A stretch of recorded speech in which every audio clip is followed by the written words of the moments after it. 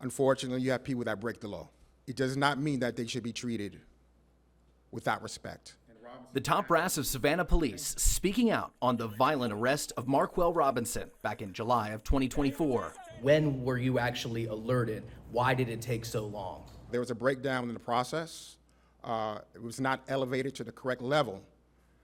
I became notified of the incident in March. Stop moving! Stop walking! Police had zeroed in on Robinson at this Savannah hotel. The 32-year-old was wanted for rape, aggravated assault, false imprisonment, and battery. You're gonna get shot! Robinson ran from police trying to get over this fence, but a group of 9 officers prevented that.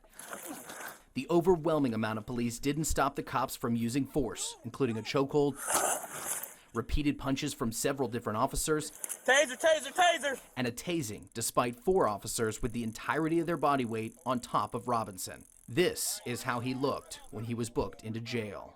We believe that sunshine is the best disinfectant. And that means we will respond to community concerns with transparency and accountability. But it's now been more than 11 months since the arrest. Chief Gunther admitted he didn't know until March of 2025, the same time we found out, thanks to a series of letters delivered to media and top city officials.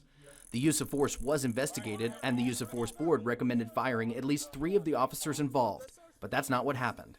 After evaluating the totality of the circumstances, some of the disciplinary outcomes were modified and reduced. Of the 9 cops involved, 1 was suspended for 5 days, another for 2 days, and a third received just 1 day suspension.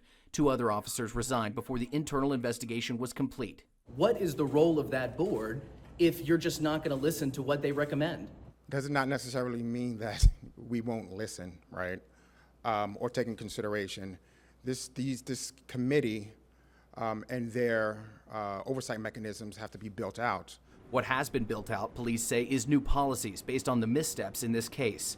Any use of force incident must be reported within 24 hours. That will then go before a use of force board to be filled with 3 civilians, 1 faith leader, and a certified use of force expert who doesn't work for Savannah Police.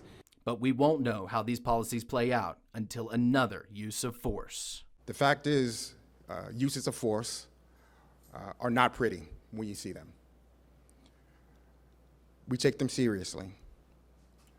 And when we do have to use force to control a situation, it should be done with respect for human rights and dignity.